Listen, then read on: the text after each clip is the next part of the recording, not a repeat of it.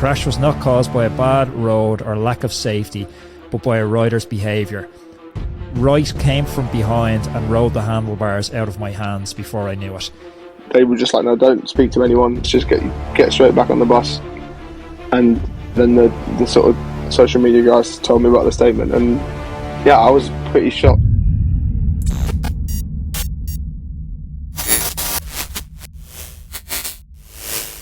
Today I chat with Londoner Fred Wright.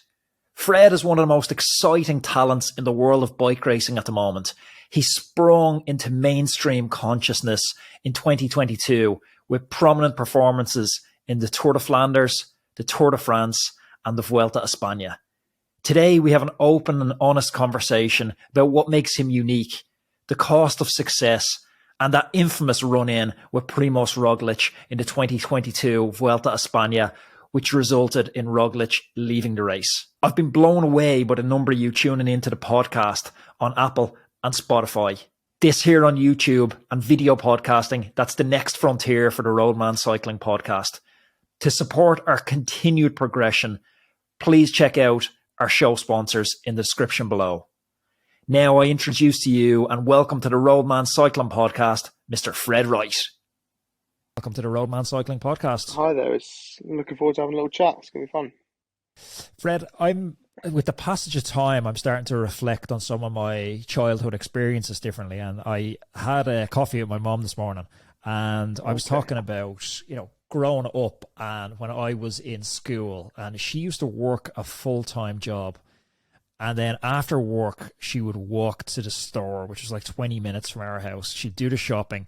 She had arthritis in her hand, so she would carry home like the dinner bags in both her hands, plus her work stuff, come home, make the dinner, and then she would stay up like late at night helping me with my homework and my sister. And I just thought that was normal. I thought that's, what people do. But I'm like reflecting on it now, and the hard work and the graft that she put in, unknowing, she never sat me down and had a conversation about hard work. It was just she led through example, and this taught me such work ethic. If you're looking back at your childhood, do you have any of those sort of standout moments where your childhood experiences informed who you are today? That's a really good question, man. You kind of throw me. That's a good one to start with.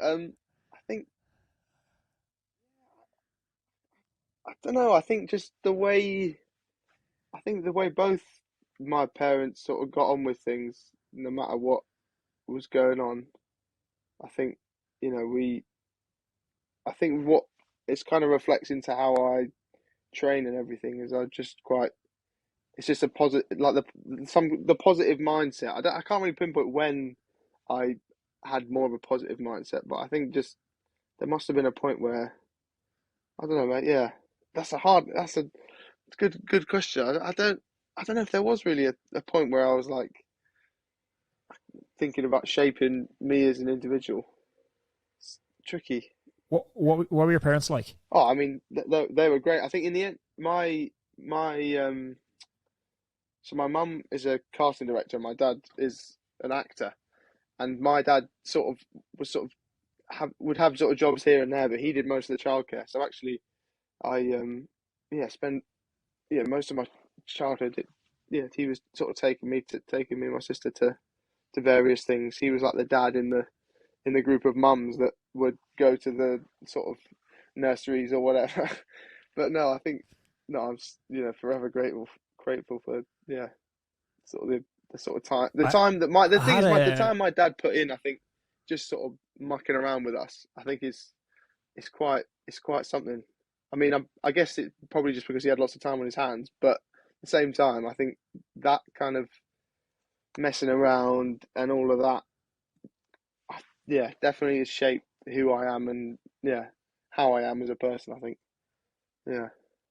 I was talking to a guest on the podcast recently, and we were talking about the long tail effect of stuff. And the example he used is, if you're at the dinner table, he's 3 children, all under the age of 7. And he was saying if he goes out for dinner with his wife, the easy thing to do is to give the kids an iPad each, and then he can talk to his wife. But he said, if you think about what that is, it feels like lazy parenting, and not judging or condemning anyone that does that, but it feels to him like lazy parenting. But he said the message that it teaches his kids, he needs to zoom out to fully understand the consequences of it, because the message it teaches them is 40 years from now, when you have your own children, it's okay for you to not interact with your children. It's okay for you to give an iPad, the future iPad, to their children. So he's like, the ramifications of what he does right now could potentially last generations. And when you start viewing decisions through that light, it feels very, very different. It's quite scary. I think, again, like I was saying with my dad, I mean, there was so many, it was always, me and my sister were always going, not necessarily doing, we just go on, he had this recumbent bike where I was on a little bike attached to it behind. It was this massive, quite a big bike that you sort of be used. It normally was used to sort of transport things. You'd like have a crate on the front of it, but instead of a crate, it was my sister in a little child seat, and then I was on the back of it.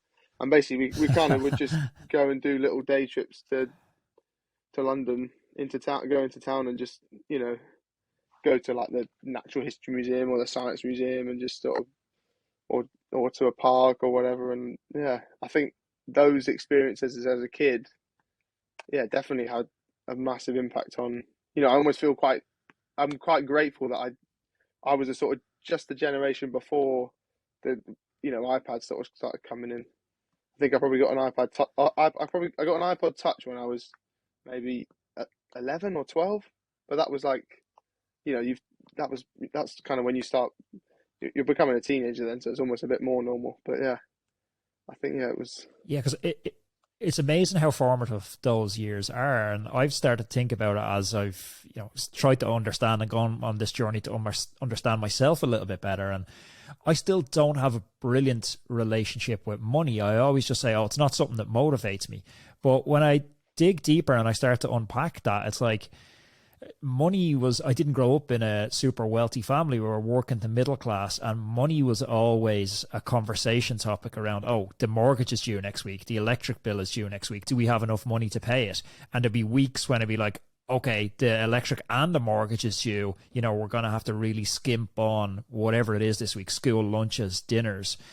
Is there anything like that, a value that's instilled on you that now you can recognize when you look at your teammates and you're like, I was raised very different to this group of people, whether it's about money or if it's about, hard work, or even, I know pro cycling, especially World Tour, there's a culture of watches and cars. Do you find yourself inside that loop or outside it? I think I'm a little bit, maybe a little bit outside that, I still drive the same, I still drive the car that I learned, sort of passed my test with, which is my granny's old car. It's a Vauxhall Aguila. It's a horrible little granny. It's just a little granny car. But I haven't given myself the time to work out what the upgrade is going to be, and I kind of almost see it as a bit of maybe a little bit of I wouldn't say a waste of money getting a nicer car, but I've kind of got priorities on sort of having a house and etc. before I think about getting a new car. But I do think I think that kind of approach is almost. It's kind of just due to maybe my upbringing. I don't think I was, fortunate enough that I think my parents did a good job making it seem like money, they weren't worried about money. But I know that, when I was a bit younger, they were not as well off as my mum sort of earned more as I got a bit older. But I think they did a really good job of kind of making it seem like we were all fine. And I think with some like little cycling bits and bobs, it was always you can get I remember like really wanting a pair of specialized mountain bike shoes, but it was the 661 from Chain Reaction Cycles for me. Those are my first cleats that I got were that's got to be hard on parents having a cycling child. Yeah, because cycling's just a never-ending pit of money. Like, you can always get a more expensive set of wheels. There's always a newer set of shoes out. Yeah, I don't really know. I was so grateful. Again, forever grateful to my parents for taking me up and down the country, and taking me to races, and I think that's almost a requirement of a sort of a young aspiring cyclist, and that even just doing that comes with, it's quite a lot of money going into that. And I think my dad did it as as frugally as is that word as frugal as possible, but Yeah. it's still I still was in a privileged position that a lot of kids won't have that, be able to have that the access to those sort of races. And I always had good enough equipment, but not the best, but good enough, when I was sort of 13, 14. I think that's the best way to do it, but you still have to have that like amount of financial support from your parents. And I don't really know how the sport can change in that way, but it's almost like feels like it's getting more expensive, like equipment and Yeah, cycling kit and all that I sort of spoke with stuff. Mikel Del Grange. He's the founder of Amani cycling project out of Kenya. Okay. And it was an interesting conversation because if you rewind back to 1951, Roger Bannister broke the 4-minute mile, and journalists and Roger Bannister, they all fed into this narrative of maybe this is the pinnacle of human achievement. Maybe this is the fastest man will ever run. Yeah. And now there's kids in East Africa who jog to school faster than 4-minute mile pace. And we've seen that recently with Filippo Ganna breaking the world hour record, and journalists are like, oh, is this the fastest anyone will ever go on a bike? But we've largely excluded an entire continent from cycling. Like, we like to pretend it's the World Championships. It's not. It's the European Championships, but we invite Canadians, Australians, and Americans. I do think, especially with the likes of Gamai, who's I feel like he could just be the beginning, but it's just when that it's just almost making it just a bit more accessible, I think, and then that sort of will unleash a whole continent of talent potentially. Yeah, I don't know how you do it, but with Germay, like a brilliant rider, but I'm just struck. Do you ever watch South Park? And they had the African American lad at South Park, and his name was Token. And that's what it feels like with Germay, that teams are ticking their diversity box, and they're like, okay, that's it. The diversity box is ticked because we have one African American rider.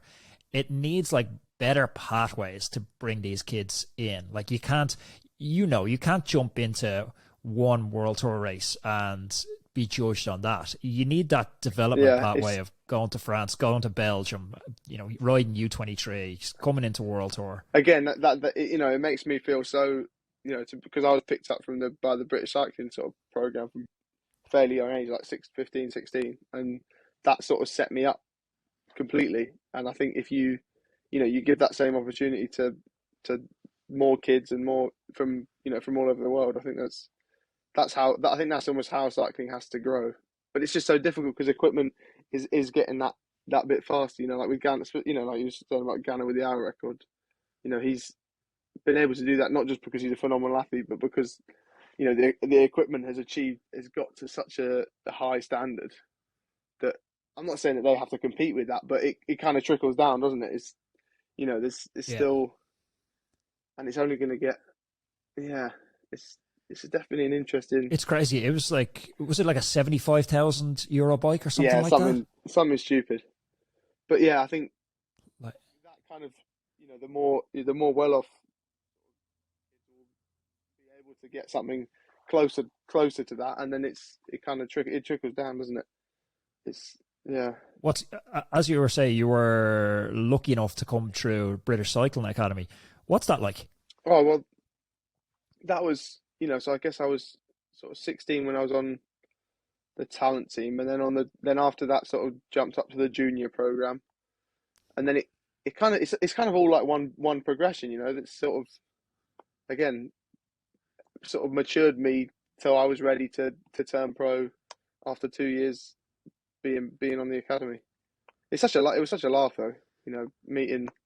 I've got some little friends that will be lifelong mates, just from what we were, because you are kind of sort of thrown in with people, and you almost have to be friends with them. But no, we were loads of sort of good mates made, and it was good fun. And I kind of look back at those times as being, that was we were sort of just, it's serious, but you do you have a laugh. And again, that sort of almost goes back to what you were saying about my, even my upbringing. I think just playing around, I think is what, yeah, that's kind of that's almost the theme, is the kind of the enjoyment I get about of just riding a bike. I think that's almost what keeps, that's almost that's one of like the main reason I can, train, or what, like keep training or whatever, just because kind of the more you can make it feel like you're just messing around and having a laugh, I guess. I've always been very jealous of the British cycling structure and British Cycling Academy. I came up racing in Ireland and we don't have that sort of structure. And I suppose I never had too many friends who were in the British cycling structure, so I had kind of an outsider's perspective of it. But it's really got dragged through the media in a not so friendly light in the last few years. Like, was it Ken Matheson, the British coach, that came out and basically said, I think his quote was something like, it's a macho and primal culture, British cycling under Brailsford. Is that stuff you experienced? Well, I think I was sort of after that they'd left. I think but yeah, I wouldn't say it was, when I was there was any that kind of that sounds pretty alien to what my experience was. But yeah, I think British cycling does get, it definitely does get stick for things, but I mean, I kind of almost, I can't really complain, because yeah, I wouldn't be, I wouldn't be the rider I am now, or the person I am now, without the experiences that I had because of British cycling. So as many, mistakes and things that you could argue that they might have done, I kind of, I do owe a lot to British cycling. So yeah. I wonder about the cost of success, and it's not just in cycling. I have a friend who's an entrepreneur, and his goal is to take his company to a point where he can sell it for multiple seven figures. And we'd often chat about if he gets there, but ... and the ... is, if he gets there and he has no friends to celebrate, is it still a success? If he gets there and his parents aren't still alive, is it still a success? And I think about that even with my podcast. We're 6 days a week on the podcast. We're grinding hard. And, if I get to the point where it's the big Joe Rogan 200 million a year contract, but I've no one to share that success with, or I've become a twisted and depressed person in the process, is that success? And I wonder that with cycling teams, like you're turning into, probably Britain's best GC chance at the moment, amazing rides in the Vuelta. But like, is there a cost of success that you're not willing to endure? Like, if you were to win the Tour de France 10 years from now, but at whatever expense, but you're not going to have the same friend circles, you're not going to have the same relationship with your family, you're not going to have the same enjoyment riding the bike, would the journey be worth it? Yeah, that's a really interesting point. I kind of, I almost think that that's maybe something that I sometimes think that's something that I lack, is that winning at all costs, or like succeeding at all costs. I almost think that I think I'd basically, what I'm saying is, I'd rather be, obviously I want to win bike races. I think every pro rider wants to win bike races, but I don't see that as, it's my own happiness is a lot more important. And I think just, I think it's easy for me to say, like, oh, I would have still kept riding if wasn't a pro, or wasn't a successful bike rider. But I really think that's true, and I think I would still be just going out riding my bike, exploring, just doing the more sort of simple things associated with the job. And yeah, I don't. I think I don't value winning maybe as much as some other people do. I think, that's not to say that, say, in the Vuelta, when there was one stage that I really should have won. I was more devastated than I've ever probably been in my life. That's true. But I still think I'm not. I'm not so hung up on being the most successful cyclist ever. I kind of, I'd like to just be like, oh, he was a really great cyclist, and just be happy. I feel like that's almost, and have a nice family and be happy. I feel like that's almost more important than winning. I tried to climb I tried to climb that cycling ladder and kind of got to. When I moved abroad, I signed for a team in the US, a Continental, started making a bit of cash, but almost as soon as I got there, I was like, the opportunity cost, like by that I mean the cost of the other stuff I was missing out on, just wasn't worth it for me. I was like, a lot of people will go, yeah, whatever, you weren't good enough. And that's probably the reality as well. I wasn't good enough. But at that point, I was like, I'm missing like my parents' 25th, 30th wedding anniversary. I'm missing my sister's graduation. I'm missing my best friend's engagement party. And I'm like, the cost is just not worth it. There's obviously no guaranteed success. And I'm like, I could stay out here another year. I could go back to Belgium and try and get a contract. But it's like, it just wasn't worth it for me to miss out on those moments. And I think about someone like Wiggins, who, one of the most successful riders of all time, Tour de France. I don't know how many goals he has on the track. But is that what success looks like when you come out the far side and you're a bit of a broken man? Like, it just doesn't seem like the trade-off is worth it. Yeah, but I think I'd just like to go about being as successful as I can be in the sport, and maintaining, being happy. I think that's almost one of the reasons why I've tried to, I'm still planning on living in the UK next year, provided everything with Brexit doesn't make things too difficult. But I think that's because that's part of, I see that as me being happy, is me just feeling at home. And then when I go over to training camps and races, that's when I'm away from, not necessarily, I'm still obviously happy at the races and the training camps or whatever, but I think you really have to switch off in doing this, because I think if you become all encompassed by cycling, it can be quite too much, I reckon. I think if I went, I don't think I'd be a better rider if I went, and I mean, maybe I would be. Would I be as happy? It's like working out the balance of what's best for not just your own cycling career, but your own just future happiness. And then that's the problem, is like you're saying, you're happier at home. Maybe living in Andorra, you get an extra 2-3% performance out of you. But how many years do you get that out for? Do you get it out for another 2, another 3? And if you're at home, maybe you develop a little bit slower. But the compounding effect of being in the World Tour, like each year, now you can draw on the experience of 2 years, 3 years, 4 years. That also makes you a better rider. So being around for a longer period of time arguably gives you a greater chance of winning the big Grand Tours. Yeah, I think that's, I think, if I ever did switch to sort of looking at GC and whatever, then maybe I'd have to approach things a different way. But I think at the moment, the way, I'd like to see the next sort of 3, obviously I'm with this team for another 3 years now, and I'd sort of like to see pretty much the same sort of structure of the season as the last 2 years. I've kind of really enjoyed going, full flat out for the classics, then having a bit of a break, then building up to the tour, and sort of providing a job in the tour, and then taking my own opportunities there. I think that's my ideal season. I think that's the most, because the classics are the most fun, and you can get, if you kind of really really go for it, you can get. I feel like I'm just going to get better and better. I feel like each Flanders I've sort of improved. So yeah.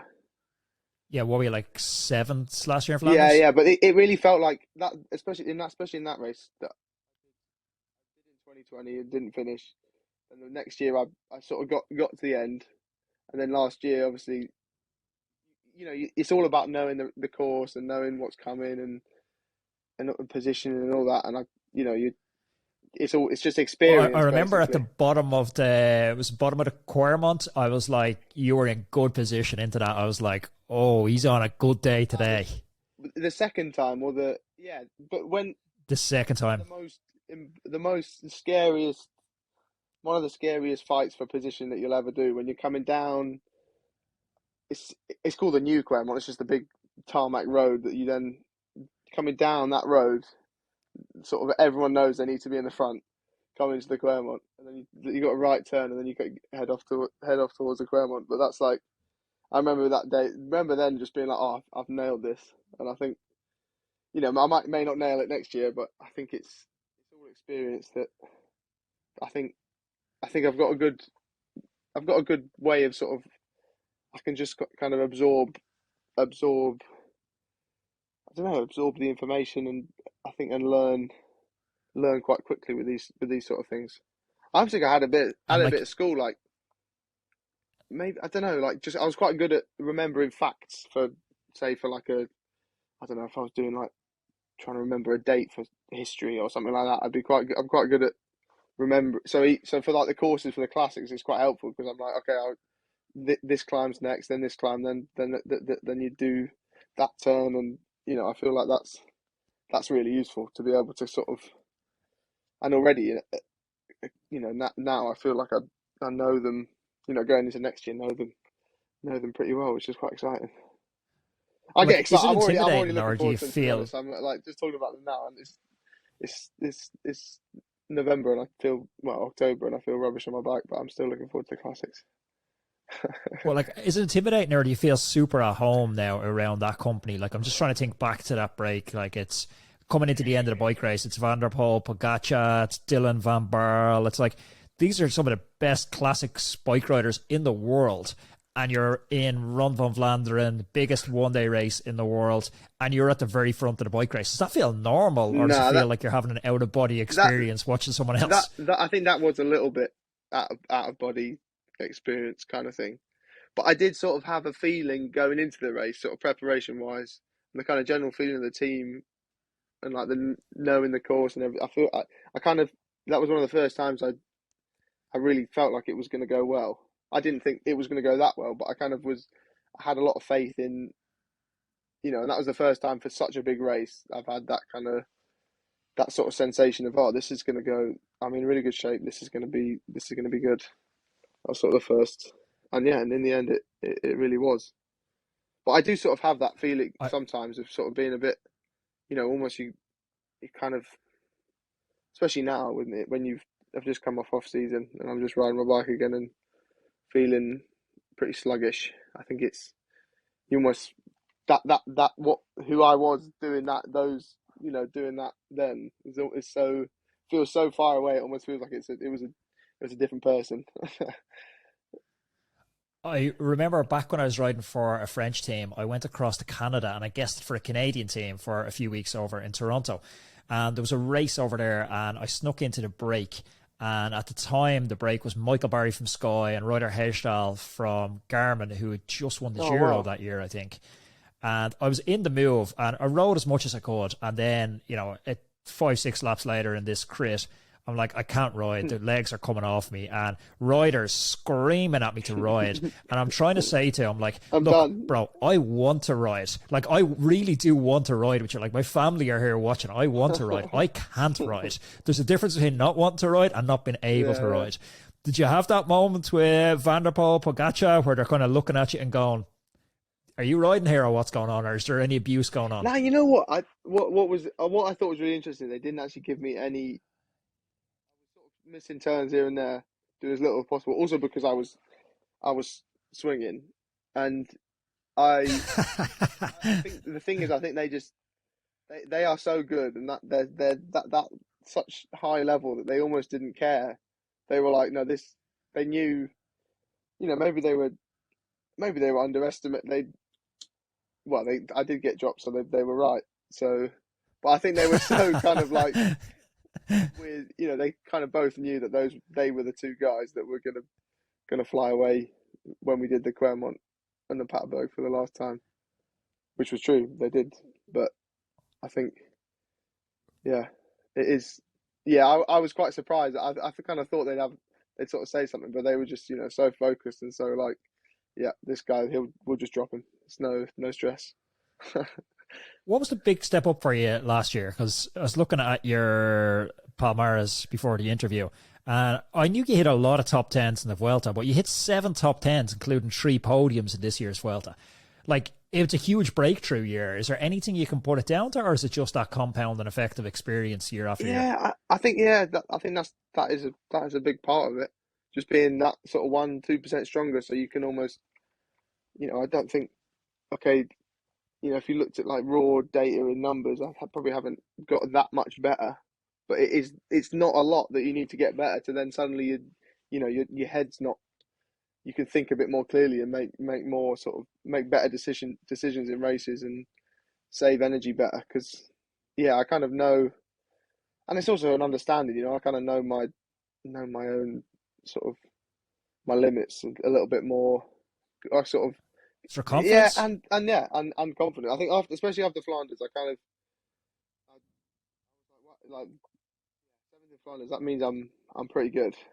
Like in going into other races after that, it's like I was 7th in Flanders. I should be here. I should be doing that. It's kind of almost which is I feel like some people don't have that where they kind of have that confidence in themselves. But I think I sort of almost sometimes need. Like, no, you are a good bike rider. You were 7th in Flanders. You can close that gap or go in front of that guy because yeah. I don't know. It's interesting, like the feeling, because you only sort of feel as good as the sort of last result you had. But how difficult was the blowout of stage 16 and the crash with Roglic? How difficult was that to do? Actually, I suppose even before we answer that, because some people mightn't even know what we're talking about, there was coming to the line, I think it was 4 of you guys coming to the line. Roglic was second on GC at the time. Remco may or may not have been fading. It looked like Roglic was kind of starting to chip away his GC lead. Yeah. Crash happened. A couple of days later, Roglic comes out with a statement, and I have it written down. It's my conclusion is that the way the crash happened was unacceptable. The crash was not caused by a bad road or lack of safety, but by a rider's behaviour. Wright came from behind and rode the handlebars out of my hands before I knew it. Is that like a little bit of a bitch move, that statement from him? Yeah, I think I was really, the team and me sort of went about it. Like really, I think the team were really helpful, kind of, especially when they'd released that statement, sort of getting me to. They were just like, no, don't speak to anyone, on any journalists. Just get straight back on the bus. And then the sort of social media guys was sort of told me about the statement, and I was pretty shocked because it was just a racing incident. I don't think it's any more than that, and it's just. But in the end, it was really hard that evening because also I just came second on the stage, that stage of the Vuelta, and we were coming to the end of the Vuelta. There's already quite a lot of sort of feelings there, and then for that to be on top, I didn't sleep at all that evening, and it was weird, but I think it was good to kind of have to try and deal with something like that because it's. In the end, it worked out really, really well for me. But I think it's sometimes you can, make a mistake or whatever, and then especially with social media now, people jump on you and can jump on you for things. And I think later down the line, I think I'll probably have again be able to use that experience to help me deal with, because basically whether it's I kind of quickly realised whether it's good things, to good positive things people are saying towards you or bad things, it's better just to not look at any of it. I think it Have you talked to Roglic since? No, I haven't actually. I haven't. I'm looking forward to seeing him in a race next year and be like, how's it going? Yeah, it was strange. But in the end, people were making memes. The bit that I felt was missed. People making memes and stuff. I thought was missed with it was though is. Like, context matters. Like, I'm a cycling fan. I watch, almost every race that's on. I produce the podcast 6 days a week. And someone says to me, Fred Wright, I'm like, well, he's not a dangerous rider. He's not a malicious rider. Someone says to me, Nasa Buhani. I'm like, He's like the Tasmanian Yeah. devil. Like, context matters. If you've done a lot of crazy shit in the past, you don't deserve the benefit of the doubt. Yeah. But if you're a very safe rider without a track record of dangerous To stuff, be honest, you deserve the benefit of the doubt in a racing incident. to be honest, I almost think that's one thing I've got to try and, with the classics and stuff. I felt like I got it right at Flanders, but I sometimes feel I need to be a bit better at sort of pushing my way into things.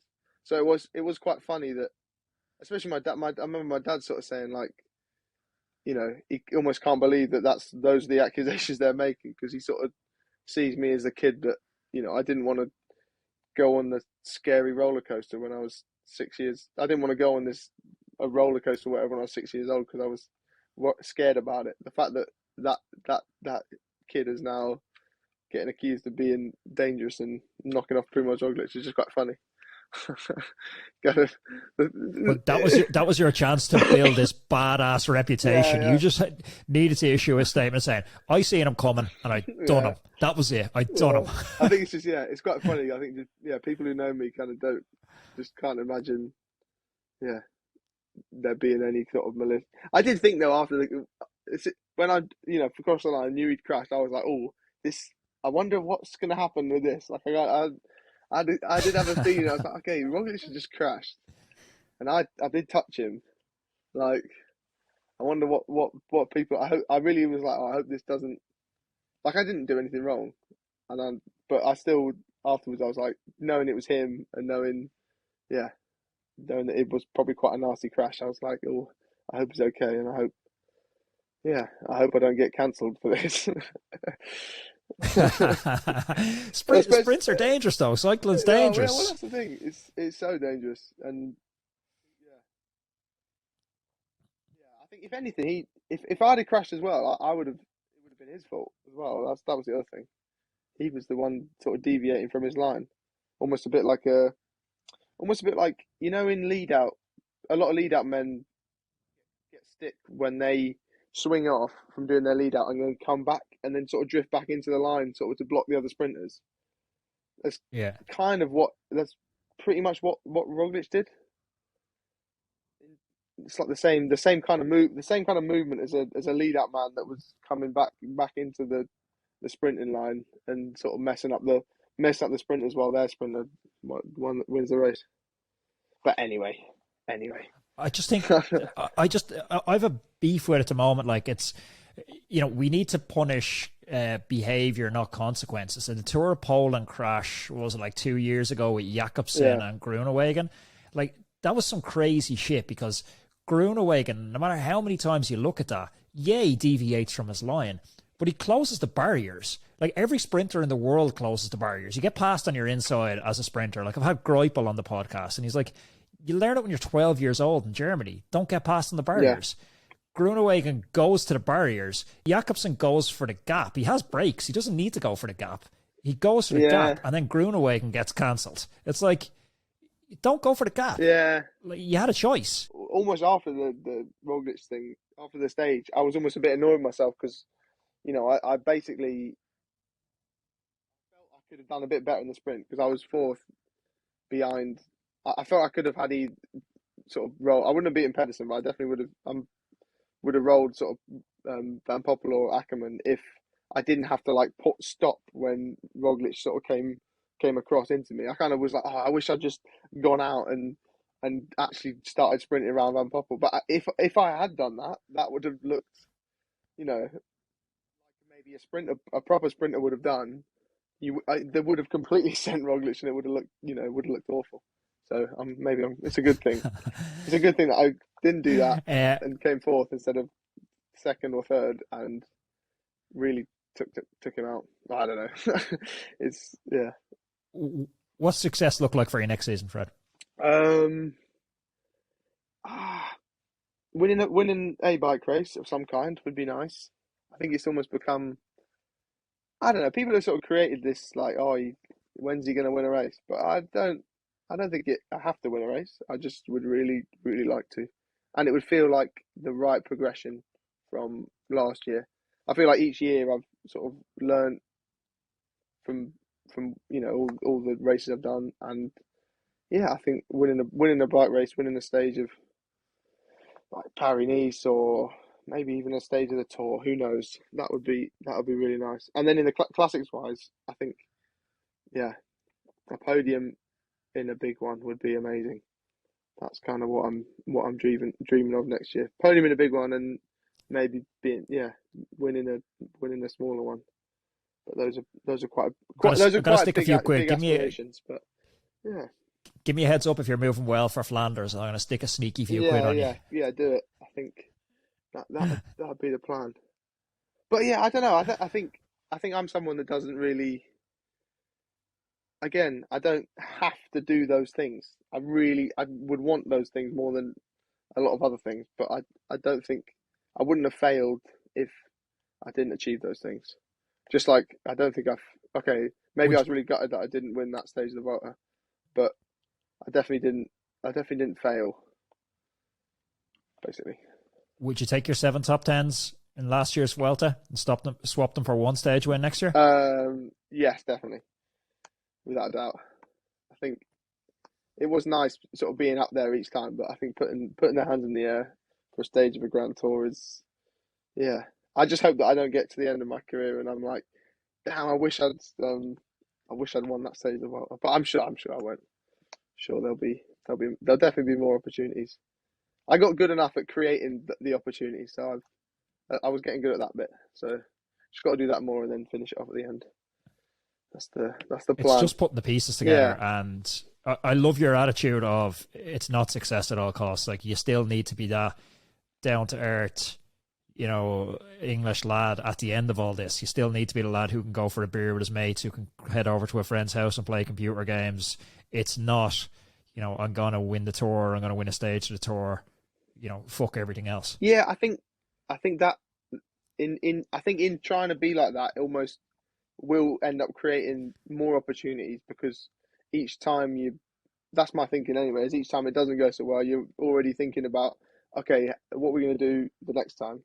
I think about maybe, it took me a few days to move on from the Vuelta stage 7 that I cocked the sprint up. That was really like, but, ended up sort of mixing it in with a few more stages after that, which was good. Yeah. Fred, we're rooting for you. Thanks for joining me on the Roadman Podcast. Folks, thanks for tuning in to another episode of the Roadman Cycling Podcast. I loved chatting with Fred. Once a week, we're going to have these amazing long-form discussions here on YouTube. So please take a second to like this video and subscribe to the channel so you don't miss future videos.